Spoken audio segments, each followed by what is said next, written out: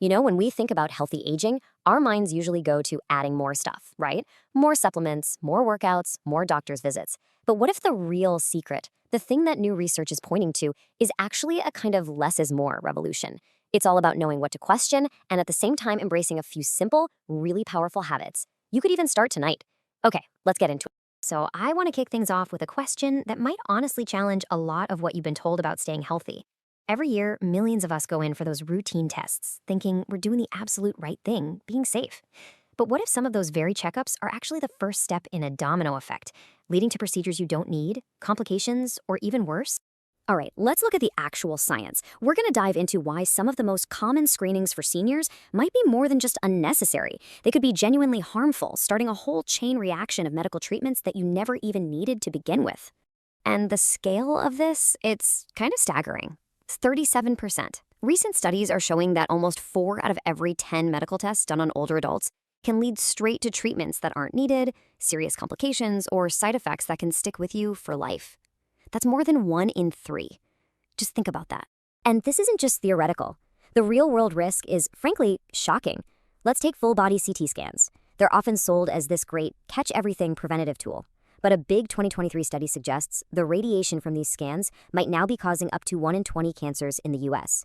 To put that in perspective, that's right up there with alcohol as a risk factor. The very scan you're getting to prevent disease could actually be causing it. Okay, here's another one. Routine colonoscopies for folks over 75 who don't have any symptoms. The data here is, well, it's pretty blunt. For every 1,000 of these procedures, research suggests maybe 2 lives are saved. Okay, but in that same group, over 20 people will end up with serious complications. We're talking internal bleeding or perforations. That's a 10-to-1 ratio of harm over benefit. It's just, wow. So let me be super clear. The takeaway here is not avoid your doctor. Absolutely not. It's about becoming a co-pilot in your own healthcare. It's about having the confidence to ask one simple but crucial question before any test. Okay, and what happens next?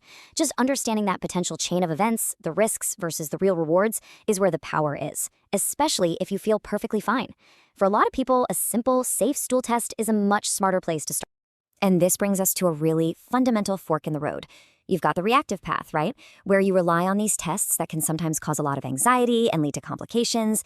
And then there's the proactive path. This is all about building daily habits that create real strength and resilience from the inside out. Let's talk about that side of the coin. Because this is the part you have 100% control over. The other half of this less is more revolution isn't about what you avoid. It's about what you choose to do.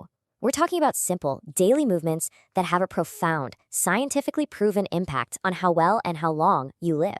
And just look at this. This piece of data is incredible. Researchers found that in Japan, 78% of elders over 80 can sit down on the floor and then get back up without using their hands. Now, compare that to Americans of the same age. It's only 9%. And get this, it has nothing to do with genetics. It's all about a culture of simple, functional, daily movement. And that one single ability, it's one of the best predictors of longevity we have. So how on earth does that work? Well, scientists have zeroed in on this amazing biological process. It's called Nocturnal Synovial Regeneration. It sounds complicated, but it's really not. It's basically your body's own built-in overnight joint repair shop, where your joints literally rebuild and lubricate themselves while you sleep. And the best part? You can actually trigger this process with specific, gentle movements right before you go to bed. Okay, so let's get practical. I've taken all this research and boiled it down into a powerful 2-minute routine.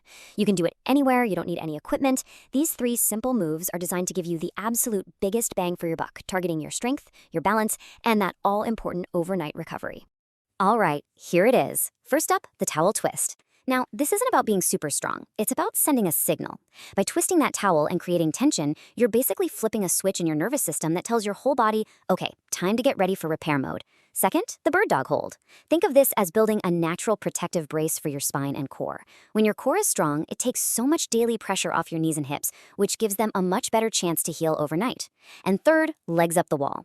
This is the magic bullet. This is the most direct way to kickstart that nocturnal synovial regeneration.